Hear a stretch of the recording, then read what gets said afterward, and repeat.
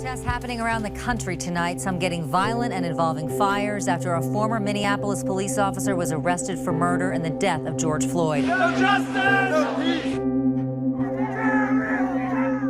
We have to understand and respect each other's background. Absolutely. I've experienced racism. I need you to see me. So even though it's the land enchantment, we do still have some problems.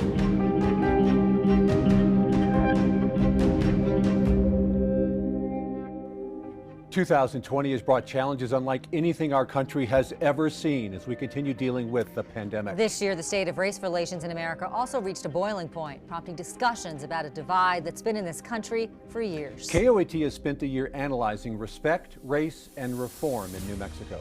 From the Navajo Nation and our state's Pueblos, where the pandemic has shined a light on historical and current disparities. To how the first all-black settlement in our state has left a lasting impact today while disappearing from the map. We're taking a hard look at policing in New Mexico and what it's like to do the job in a racially charged society. We are examining the ways officers are trained to serve the community. And what is it like to be a person of color in New Mexico? KOAT listened to you and your experiences for those answers. And with that, we are working to understand them with the correct consideration and attention. I'm Doug Fernandez. And I'm Shelley Ribando. This is Project Community, Respect, Race, and Reform. As we head into 2021, it will be a pivotal year for rebuilding race relations from the White House to the Roundhouse. There is a loud demand for reform as states, cities, and police departments are focusing on equality and racial justice. We've even seen rebranding of products that have been on our shelves for years that featured racial stereotypes. Before we look forward at the issues this year has brought up, we have to look back at the high-profile cases involving police-related deaths. These are what led to protests and discussions about change. Protests, riots, and demand for action. No justice! No peace! From right here in Albuquerque to around the world, the months following May of 2020 were a rallying cry for racial justice and police reform. Images of Confederate symbols being removed in the Black Lives Matter movement created emotions in all of us. But these ideas of change have been building for years. In 2014, Eric Garner died in the chokehold of a New York City police officer. That same year, Michael Brown died in a suburb outside of St. Louis, killed by a cop. Over the years, more names added to the list. Breonna Taylor, Alton Sterling, and Philandro Castile, all black people killed at the hands of police. Each case ending with the same result: no murder charges filed against the officers involved. According to mappingpoliceviolence.com, 98% of deaths caused by police from 2013 to 2020 ended with officers not being charged with a crime. This year, when George Floyd died after being held down for more than 8 minutes beneath the knee of a Minneapolis police officer, activists said, enough. Black lives matter, and we won't stop until it matters to everybody. Not seen on a scale since the 60s, people around the world examined inequality and the role of policing altogether. It is also reallocating resources, there's no doubt about that, but it's also refocusing what our officers are supposed to be working on. This would be a third branch of our public safety departments. 7 months after Floyd's death, the unrest continues, taking different forms over different issues. The system is not broken. It is working as it was designed, and we must change it. As of today, Mapping Police Violence shows more than 1,000 people have died at the hands of police in the U.S. just this year. A new study shows after the high-profile cases of police violence and a renewed focus on inequality, 48% think this will result in meaningful policy change. And out of that, 46% say it will not change the lives of black people. That's according to the Pew Research Center. Researchers say black Americans believe the country hasn't gone far enough when it comes to equal rights. That change came primarily among Black adults and among Democrats across racial and ethnic groups. So groups were a majority last year, even before all these events, a majority of those groups already said that the country hadn't made enough progress. And now even more so, they say that. But none of the respondents could agree on a solution. 48% thought diversity training would help, but beyond that, answers were split between redividing school boundaries, reparations to slave descendants, and better hiring practices. From George Floyd to Breonna Taylor, some believe their deaths were part of a bigger problem, what is often referred to as systemic racism. Caitlin Norwood takes a look at what that is and how it is impacting lives today. A lot of talk about systemic racism this year, some wondering if it really exists, and if so, in what ways. Well, I sat down with the vice president of Albuquerque's NAACP to get a clear picture. As an attorney at this nonprofit law center and as the vice president of the NAACP in Albuquerque, fighting for justice is what Pamela Herndon does every day. There is definitely a system of racism that we need to look at and address. She says the issue of systemic racism begins with how this country was formed. So if we look at the Declaration of Independence, it talks about all peoples shall be created equal. But at the same time, we had this huge amount of slavery that was going on where people were not created equally. And if you look at the Constitution, it talked about those who are 3/5 of a person, primarily looking at those of African American descent. And she says the issues of racism we see today are a result of the poor practices and policies in place, even in New Mexico, where payday lenders are able to charge interest rates of 1,000% or more. And who is using that process? It's people of color. We have white people who are living off the backs of people of color, African Americans, off of those huge interest rates that they're charging on these interests, on these loans that seem to never get paid off and that they're being paid for the rest of their lives. She also says there's a problem in our schools with black students disproportionately disciplined. According to the U.S. Department of Education, black children represent 18% of preschool enrollment, but nearly half of preschoolers getting suspended more than once. So there are policies and systemic racism that is being built on both the color of their skin and the race and their culture. And in the death of George Floyd, Herndon believes systemic racism played a role. Overall, she believes communities need to do a better job of making sure there's diversity in leadership. Shelley? The way officers are trained is under the microscope. Brittany Hope tells us what local cadets learn before they put on a uniform and the changes some want to see.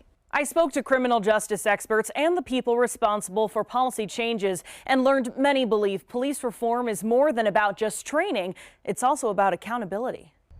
We teach quite a bit about larger issues around race and ethnicity, even gender, and inequalities related to that. Kristen Waldo is a criminal justice professor at Eastern New Mexico University. To be an officer, you have to go through an academy first, and she says that's where her students run into resistance to these ideas taught in her classroom. They're the hope for a new future, right? So it makes me feel very tired. Albuquerque's interim chief says he wants a focus on training. I think that this is an area where we could always improve. Herald Chief Medina explained what that training looks like right now. Cadets in Academy get 4 hours of diversity training, 16 hours on community policing, an 8-hour course on ethics and morals, and a 2-hour class on hate crimes. After the events of this summer, did officers have any new courses or any new conversations about this? Or the way it stands now, does it really all kind of happen in Academy and then you're in the field? For the most part, it all happens during the Academy. That's something he wants to change, but more on that in a bit. I wanted to hear from local activists. What do they want to see to reform policing? They've done a good job in training the officers to follow the policies and procedures, but the problem is there's no systems or measures in place to hold folks accountable when they do not follow the policies. Baron Jones is the senior policy strategist at the ACLU of New Mexico. He is working with community members and lawmakers to draft bills right now for January's legislative session, including a statewide use of force policy for police officers, a New Mexico Civil Rights Act that doesn't allow law enforcement to use qualified immunity as a defense. If a person tries to accuse them of wrongdoing, qualified immunity means officers can't be held personally liable. Plus, creating a database documenting officers who have gotten into trouble. Jones says it's all about building trust. Chief Medina agrees. I'm going to call it the ambassador program. Starting with 10 officers who are assigned to groups based on race, religion, and sexual orientation. That one consistent person for all these different groups to reach out to and bring up their concerns. His goal, to meet with those officers monthly. It boils down to this: community policing. The only way we're going to build trust is through interaction, consistent interaction, the community knowing we're hearing, but also at the same time, the community hearing from us. As you're watching this, Chief Medina is working on recruiting the 10 officers for the Ambassador program. He says what's learned from the program will be used to update ongoing training for officers. Doug, Shelley? We live in New Mexico, one of the most diverse states in the nation. Action 7 News reporter Stella Sun shows us by looking at the actual demographics of our population.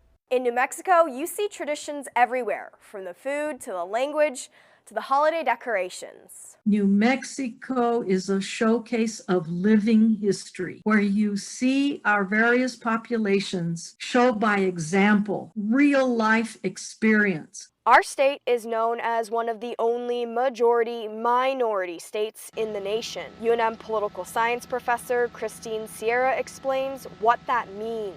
A majority-minority state refers to the percentage of a state's population that identifies as something other than only white. Take a look at this chart. According to the latest census, about 37% of our state identifies that they're only white. New Mexico is one of 5 states that has fewer than 50% of its population fit in that category. California, Nevada, Hawaii, and Texas are also considered majority-minority states. The Land of Enchantment ranks second to California in the percentage of people who identify as a minority, according to the most recent census estimates. Nearly 50% of our population identifies as Hispanic or Latino. The Anglo settlement came into the state actually quite delayed compared to other states around the country. White populations didn't really start to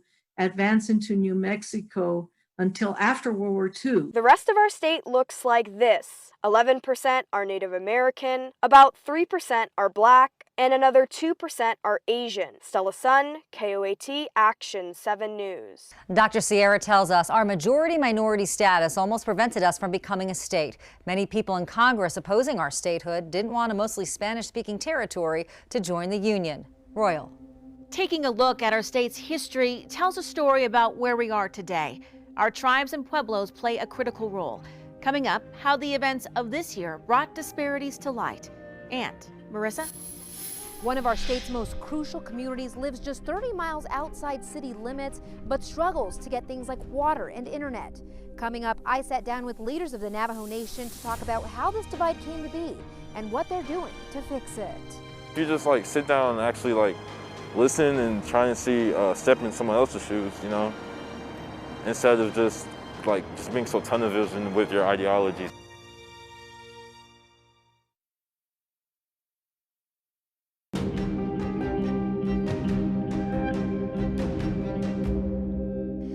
New Mexico's history includes a turbulent and violent relationship between Pueblo Indians and the Spanish. Royal Day takes us through it. Doug and Shelley, it is a troubled past that still haunts many New Mexicans today. It's a summer day in June of this year, Albuquerque's Old Town. Protesters gather around a statue of Spanish conquistador Don Juan de Oñate. They want it gone. Oñate is a controversial figure in New Mexico history. While he's seen as a hero by some for leading the colonization of New Mexico, he's viewed by many Native Americans as a killer who repressed and enslaved their ancestors. Oñate was one of thousands of Spanish conquistadors who arrived in New Mexico in 1598. They came with the proclamations for God, country, and gold. Rachel Moore is the curator of exhibits at the Indian Pueblo Cultural Center in Albuquerque. Their first encounters with Pueblo people was just okay, we're here now, and this is all ours now, but you can stay here, but you're ours now. She says the Pueblo people didn't understand this way of thinking. Imagine somebody coming into your home and saying, this is all mine now. You can still live here, but you have to pay all of this to me, and you have to believe my beliefs, and you have to give me all of your resources that you saved for the winter. Moore says there were harsh consequences for those who did not assimilate. They would publicly flog and hang people for disobeying them. The Pueblo Indians pushed back, and there was plenty of bloodshed. Moore says in one battle, Oñate's brothers were killed. And for vengeance for that killing is when he sent his soldiers down there to cut off the left foot of every man in Acoma. All of their men had their left foot cut off. The Spanish governor of New Mexico at the time ordered several Pueblo holy men executed and many others publicly whipped. Popé was one of the people that was taken to Santa Fe, publicly flogged, and 12 of his counterparts were hung. In 1680, there was the Pueblo Revolt, a revolution against the Spanish. Historians from the Indian Pueblo Cultural Center say it is the only successful Native uprising against the colonizing power in North America. The Pueblo Indians used armed resistance. Popé of Okeowinge organized and led the revolt. He sent runners to all the pueblos with a rope tied in knots. Each day, one of the knots was to be untied. When all the knots were gone, the revolt would begin. The Pueblo Revolt broke out August 10th, and eventually a siege was laid on Santa Fe, and the Spanish gave up and said, okay, we're going to go. Moore says freedom from the Spanish lasted about 12 years. In 1692, Moore says the Spanish attempted recolonization. It was called La Entrada, which translates roughly to entry. Conquistador Don Diego de Vargas led that movement, in which eventually Native people ceased hostilities and yielded to European rulers. La Entrada was celebrated in Santa Fe each year during fiestas. Some saw it as a time of joy, but after years of protests from Native American groups, that tradition was stopped in 2018. There was fights and turmoil because the Spanish did still come back in with that heavy hand. The relationship between the Spanish and Pueblo Indians has been a contentious one, and what happened long ago still sparks outrage today. In October of this year, a Santa Fe Plaza centerpiece, sometimes called the Soldiers' Monument, was torn down by protesters. It's said to honor the Civil War Union soldiers, part of it dedicated to war heroes who died in battle with Native Americans. Well, Santa Fe leaders say they're now meeting to figure out what to do with the remaining parts of it. Doug, Shelley? The historic trauma Native Americans experienced in the U.S. is still existent in society today. Marissa Armas reveals discrimination and disparities on the Navajo Nation. We need roads, we need broadband, we need electricity, we need water lines. The country's first people, but many still living in third world conditions. Navajo Nation has had to deal with actually building that infrastructure from scratch. The Navajo Nation is just one of many tribal communities in the United States dealing with what UNM professor Wendy Greyeyes says is historical trauma. There's actually a whole historical experience of the ownership of land. Navajo Nation is just very wide and expansive. So they deal with a lot of rural isolation. So getting infrastructure out is very expensive. So there's definitely a lot of bureaucratic red tape. This historical trauma has led to systemic racism for Navajos and Natives alike. And you have this consistency of this culture of poverty perpetuating itself generation after generation. Then you start to wonder, how do you break out of that cycle? How do you transform the reality that's been plaguing our people for so long? For many Navajo tribal members, these disparities make it tough for families to stay on the reservation. I think a lot of Navajos have actually internalized many of these criticisms, and it's actually contributed to the outmigration to the Navajo Nation. Like other communities of color, Native Americans have experienced racism and discrimination in the United States. Native Americans were not given the right to vote until the 1920s, but even then, there were a lot of literacy tests. You also see that they were considered wards of the state. We lost our lands. We got pushed onto reservations. Today, the Navajo Nation Human Rights Commission tracks complaints of racism and discrimination against Navajo citizens, both on and off the reservation. We have to address issues in which we're often profiled racially,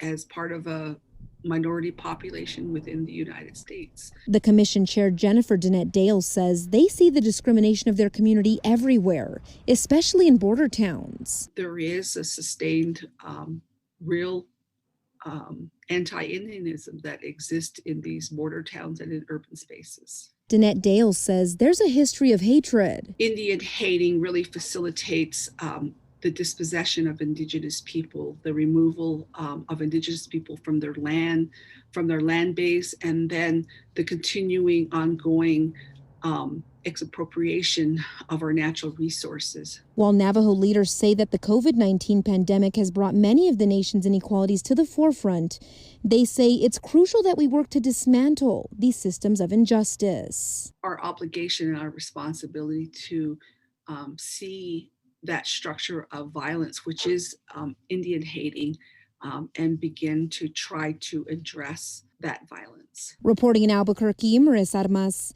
KOAT Action 7 News.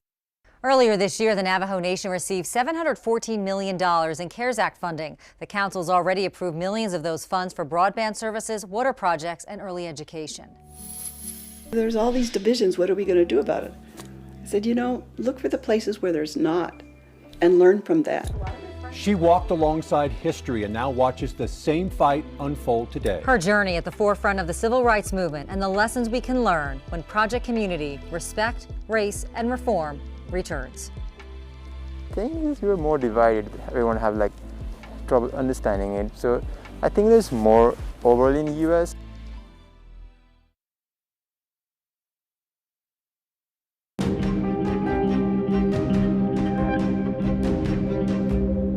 An Albuquerque woman was there during some of the most famous moments of the civil rights movement. Maria Varela is a Latina organizer who spent many years in Alabama and Mississippi capturing images of marches and voting rights demonstrations during the 1960s. Marissa Armas shares Maria's story.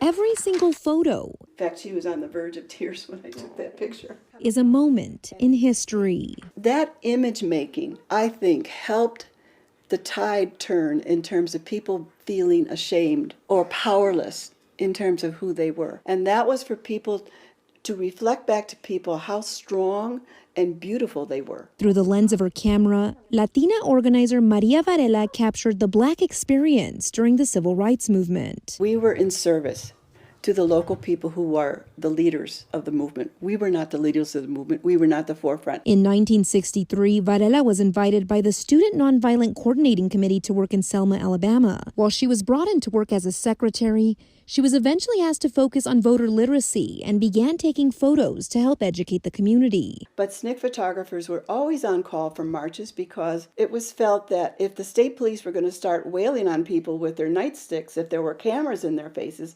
maybe they would just let up a little bit. And we were to document all of that kind of violence. Over the next several years, Varela would document many movements, like the marches from Selma to Montgomery and the March Against Fear in Mississippi. While she encountered leaders like Martin Luther King Jr. and Representative John Lewis, she chose to focus on the everyday people. We were not dependent on having a charismatic leader to get us into the press and before the president.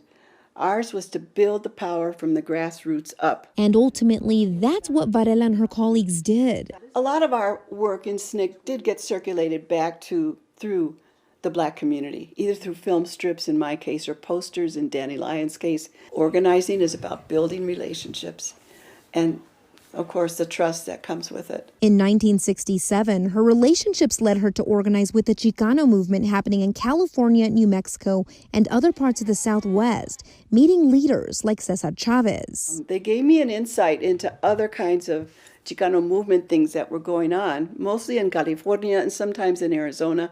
The work, in terms of organizing farm workers. After decades of civil rights work, Varela says the death of George Floyd sets an all too familiar scene. But what looks different is the way communities are organizing. We were astounded at the amount of interracial, intercultural support that emerged out of the whole George Floyd and all the other murders that happened. But we really need to get people to move from the streets into the communities. And she says that intercultural support, that allyship, is important. To me, allyship means he who has the spotlight needs to help share the light and is reciprocal. For Varela, it's these transformative moments that unify us all towards a greater equality. We have to get out of our bubble and we have to get into the trenches. And we need to start working if we really think we can make a difference. Reporting in Albuquerque, Marissa Armas, KOAT Action 7 News. Today, Varela works with younger activists in furthering their movement. Learning how much they were working together to create what their dreams were of a real life inspired me. The settlement of Blackdom, now a ghost town in southern New Mexico, but the story and the meaning to its residents' descendants today cannot be overstated. We head there next. Todd? From the past to now, we take a look together at what it means to be Black in New Mexico. And there's a diversity of terms because there's a diversity of people and experiences. With each ethnicity comes identity. Coming up, why words matter when it comes to describing heritage. In New Mexico, I don't see a racial divide, but we're all one state. If everything just starts to split apart, we're all going to break down and crash.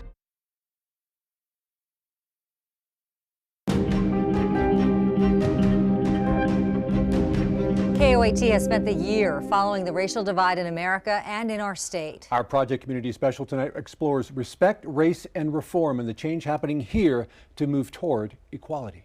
These discussions come after months of protests following May 25th of this year. When 46-year-old George Floyd died in Minneapolis, police departments changed policy. Statues came toppling down and companies pledged their support to black workers and the Black Lives Matter movement. Our partners at the Journal analyzed how everything which unfolded affected New Mexicans' opinions on a variety of these issues.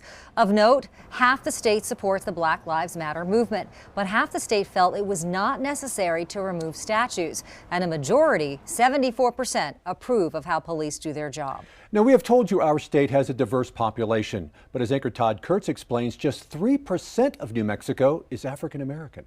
To gain empathy and understanding for others, we're told to walk a mile in their shoes. But as a white man, I truly or deeply will not know the challenges or disadvantages black men have faced and continue to face in our country because I haven't lived it. But we can try to understand and learn and then grow from that knowledge. Here's my conversation. A behind-the-scenes look at Nexus Brewery. Excuse us. Owner Kenneth Carson teaching us how they make beer. So the grains come down from the mill into the brew house. He credits education and experience in getting him here, a successful business owner. He started Nexus Brewery after a prominent career in the banking industry. And as a young man, Governor Gary Carruthers appointed Carson to be Director of Financial Institutions for New Mexico. I was in effect the director of banking for the state of New Mexico. And at that time, I was probably about 27 years old. A quick start, one that Carson says is not always granted to people who look like him. According to the Brookings Institute, the net worth of a typical white family in America in 2016 was $171,000, 10 times more than that of the average black family. Again, Carson points to better education for marginalized groups as being the great equalizer. Say other people from the community, because of the way they talk, or maybe even the way they look. There's a prejudice that's there, that's underlying, that is a negative that goes against the black community. President of the New Mexico NAACP, Dr. Harold Bailey. So even though it's the land enchantment, we do still have some problems. Unique to black people in New Mexico, it's a smaller group here. They make up just 3% of our population. Nationally, it's 13%. Dr. Bailey says in more predominantly black states, African Americans have more influence on the political and educational systems. I'm not here complaining, I'm just here to state a fact. You can look at some of the boards and commissions, a lot of African Americans are not there.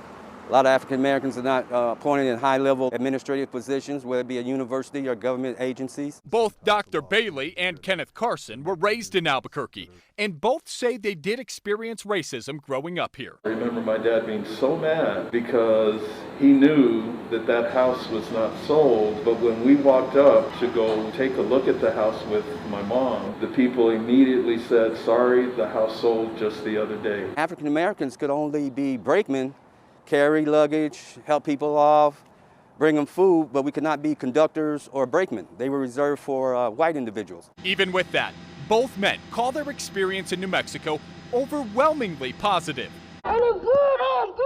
But say in 2020, it's still not equal for everyone. And it's still evident African Americans have not recovered from slavery, followed by a century of Jim Crow laws that marginalized black people. Anytime black people are asking for something, whether it be Black Lives Matter or another particular group, or the Albuquerque NAACP, we're only asking for equality and justice for everyone and not for one particular group.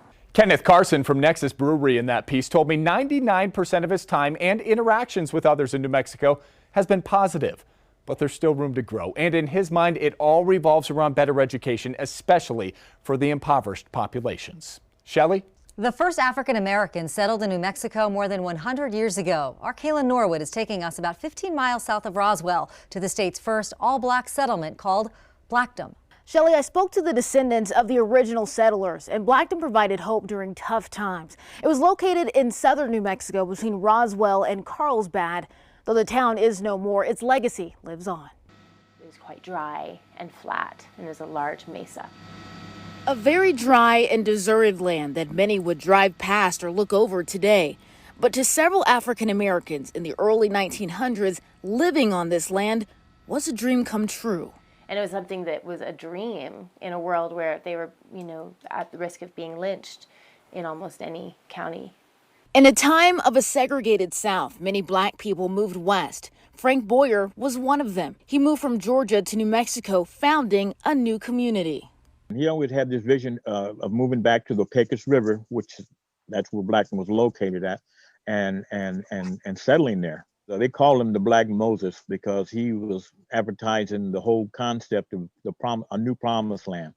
Everybody heard of Blackton. Mitch Boyer is Frank's great-great-grandson, and he says just like that, Frank advertised this promised land, and families came flocking. The Ragsdales and the Olivers. Nikesha Breeze is one of their descendants.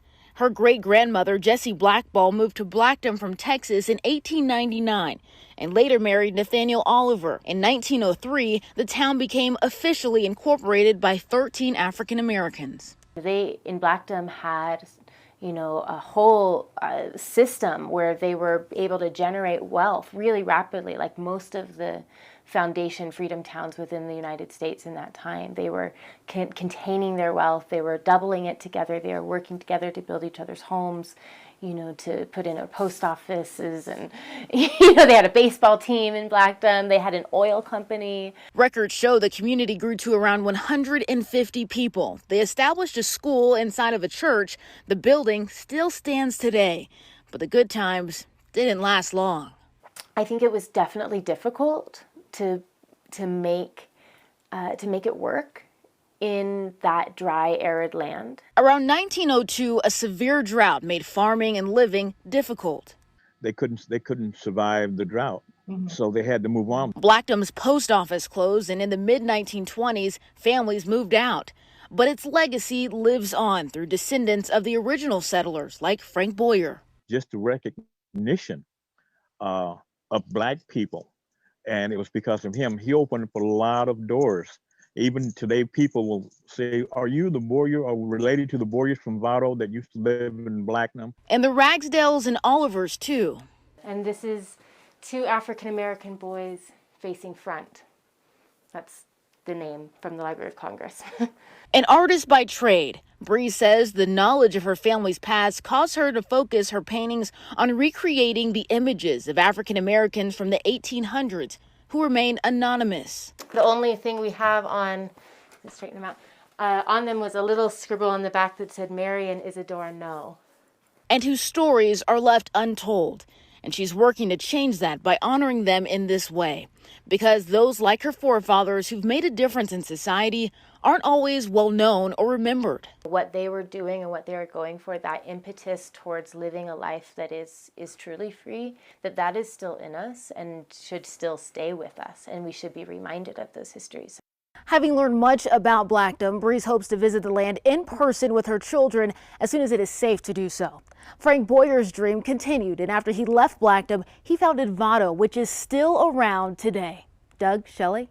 Nearly 50% of New Mexicans identify as Hispanic or Latino. While some people prefer the term Hispanic, others might use terms like Chicano, Mexican, or Hispano. So what's the difference between all these terms? Marissa Armas explains why someone might choose one over the other. As a brown woman in this country with Central American roots, I've grown comfortable with identifying as Latina, but not everyone uses that word. We set out to ask a few New Mexicans how they identify. I actually identify as Mexican. I identify myself as Hispanic. I've always identified as Mexican American. One ethnic group, but a myriad of terms. For me, it's important to both recognize my parents' background. Hispanic is more generic. I think we are reframing how we identify. Hispanics and or Latinos are one of the fastest growing ethnic groups in the United States. There's a diversity of terms because there's a diversity of people and experiences. Which is why one person might choose to use Hispanic over Latino or Chicano over Mexican. We each come from a different background. Our histories are different. They are linked, however, in the experience of being, descendants of, the colonization of the Americas by Spain. Hispanic includes people with ancestry from Spain and Spanish-speaking countries in Latin America. Latino recognizes people with Latin American roots, regardless of language spoken, but excludes Spain. So I think Latino is probably a little more user-friendly, if you will, because people choose that term to say soy Latino or soy Latina. Chicano is another popular term. University of New Mexico professor Patricia Perea says it's a word used to describe people of Mexican origin living in the U.S. It's an interesting term because it is a uniquely American term, something that Mexican-American descended people came up with here. While the term Hispanic or Hispano is more widely used here in New Mexico, it's one that some people just don't like. It's actually a term put on by the U.S. government. It no longer matters if you're Argentinian or Mexican or Colombian or Puerto Rican.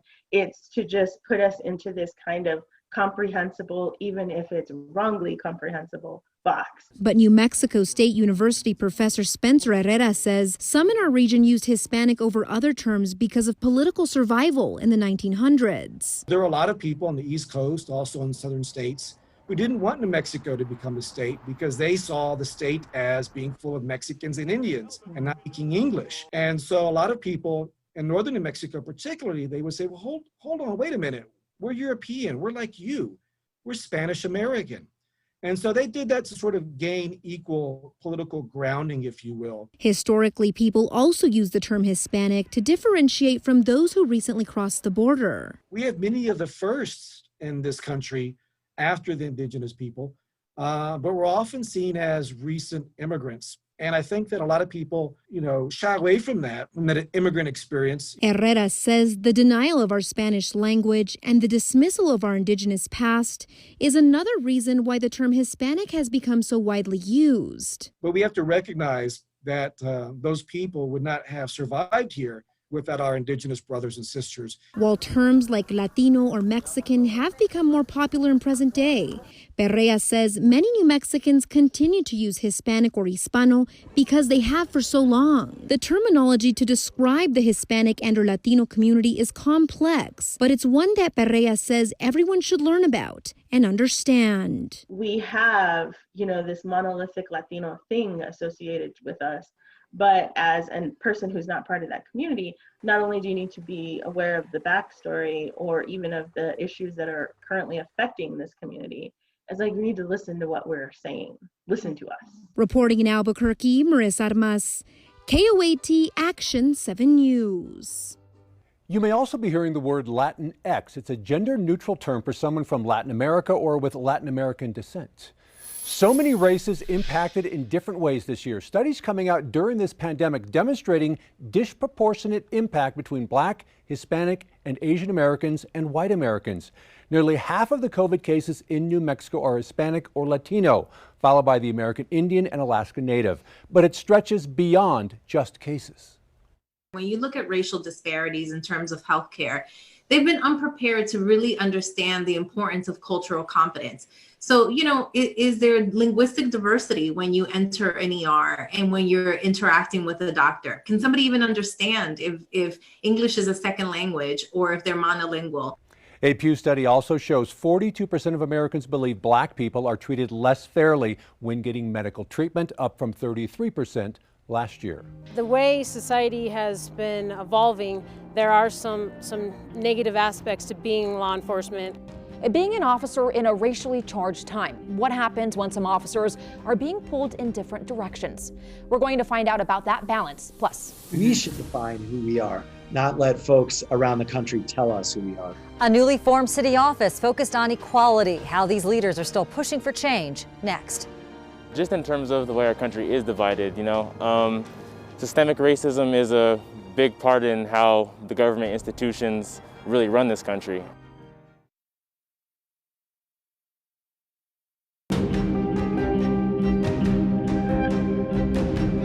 Reforming policing in America has been a solution many people have put on the table as a way to move closer to racial equality and justice. KOAT anchor Sasha Leninger sat down with New Mexico officers who say they feel stuck in the middle of a nation divided. I sat down with a handful of officers right here in New Mexico about what it's really like navigating being a police officer and being a person of color in a uniform. It's part of their routine, putting on the equipment and the badge, getting ready for the day ahead. And for some New Mexico officers, the color of their skin underneath that uniform plays a role in how their day plays out. Can't go more than a week or two without getting called a. It's tough being a black female in this type of work. It's not impossible. Have you ever felt discriminated against, whether you're in uniform or not?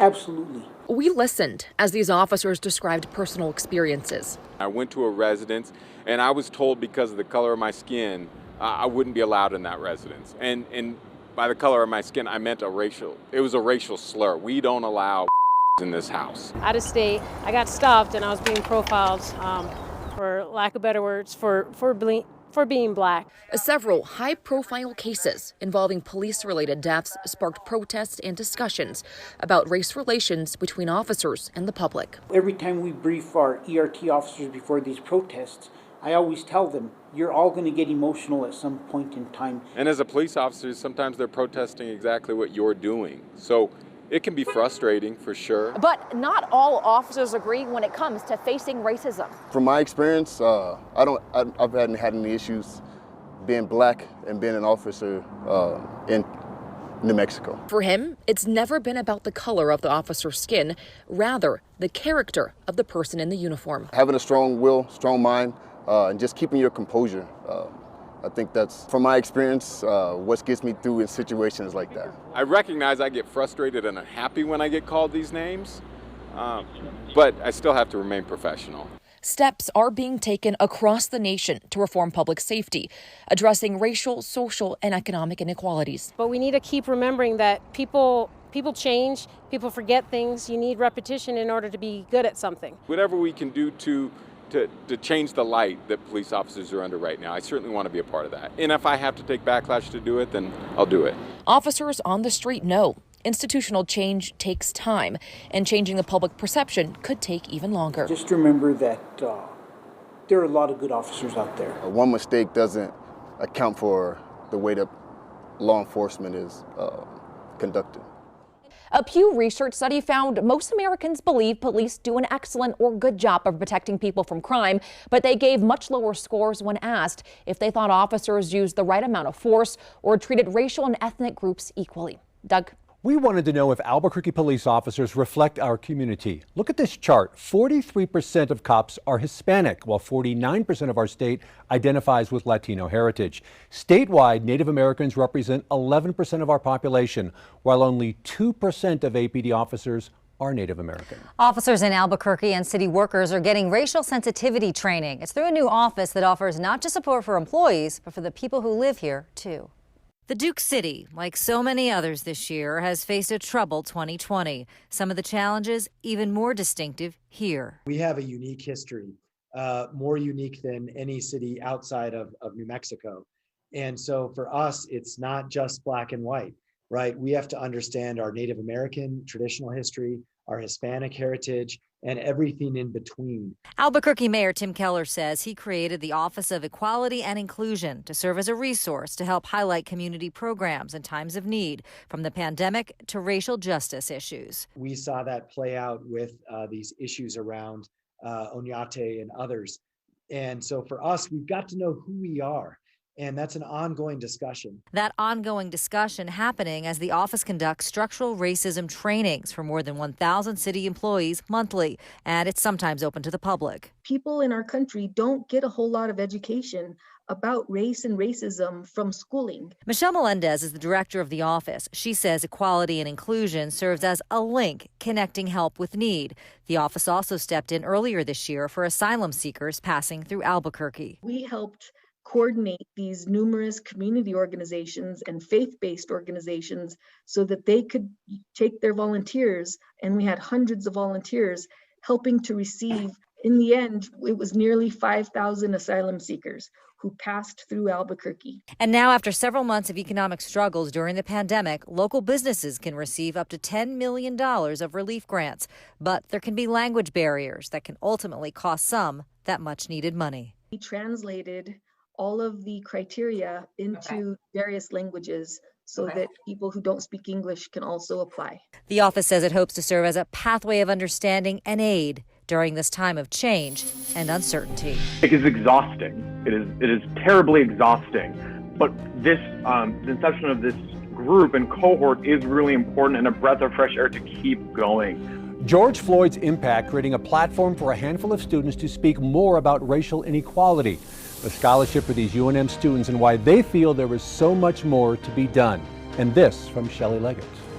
Walking this campus are some of New Mexico's future leaders. Coming up, I'll tell you where they say our state is lacking in racial progress and what the next generation can do to fix it. It's not in your face, it's not skin level. You have to go a little bit deeper to see stuff like that.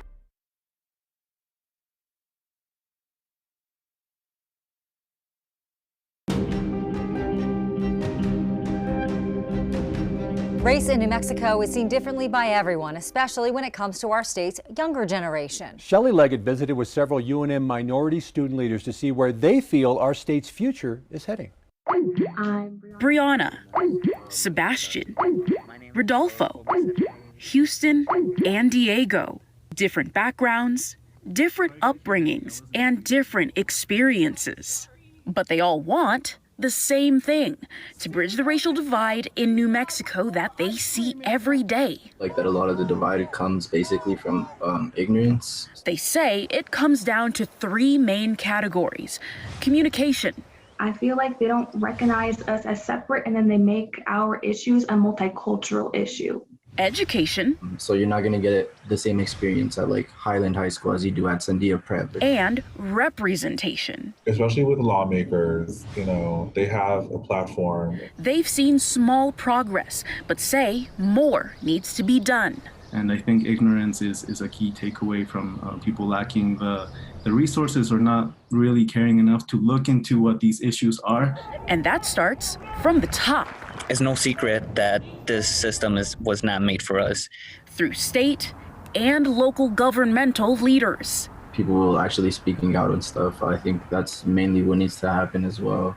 The governor and Albuquerque's mayor have taken a stance against bigotry and racism by creating task forces that put a spotlight on the issues that plague communities of color. Actually going into the community and asking people what we need. And making sure that local spotlight doesn't dim under what the federal government is doing. The federal government will make a mandate or try to pass a law, and it's just how do we make sure that at a state level and at a local level, we're not affected by this? These UNM student leaders say it's up to them and other young people. It's going to be like a battle between old generation versus new generation. We're learning new tools to advocate. We're learning how to use social media in different ways, petitions, how to push for policy. So I'm really excited to see how else all of us with our different backgrounds and our different communities, like you said, Houston, how we can use all of our collective voices and push for a better world. And speak out for the voiceless, advocating for a brighter future in the land of enchantment. It comes into investing with the youth, investing into the youth, because obviously they're going to be our future. Our future leaders are going to have more experience culturally and more aware. There's definitely going to be challenges. I don't feel like it's going to be easy, like someone said earlier, but I do believe in the strength of everyone to kind of power through it. I'd say that we have a long fight ahead of us. I know we're going to be okay because we've been okay. In Albuquerque, Shelley Leggett, KOAT Action 7 News. One of the things UNM is doing is they created a pilot initiative after George Floyd's death, the Critical Race Scholars. So far, 7 graduate students have their research in varying racial issues supported, which all revealed some new information, and we spoke to each of them. This was an opportunity to widen my platform and to really draw attention to the fact that this is happening in the Black community everywhere. Given the voice and the chance to speak up and make your work more public, it's critical, because if we don't do it, no one else is going to do it. And it's not just black and white, it's all of these different issues. It's race, it's gender, it's sexuality. I am incredibly proud to be representing Indigenous people all across the globe as a critical race scholar. This is part of the very complicated nature of trying to solve the very thing that we are also enduring ourselves every day. We have seen a glimpse of New Mexico's future when it comes to respect, race, and reform. But for now, we must stay focused on the present. Efforts for change will be ongoing. This year has been one filled with discussions about inequality, and understanding how it affects New Mexico and the United States will and cannot stop. We will keep referencing the past and learning from mistakes. And with the past, we will work to understand what equality means each and every day. We'll find the roadblocks still in our way and work together to find solutions. We will adjust the way we look at each other and recognize the internal biases which may still be there. And we'll make sure everyone in our state, no matter who they are, play an equal role in New Mexico's livelihood. Thank you for coming along with us on this Project Community journey. As we continue to respect each other, understand race, and work toward change and reform. Good night.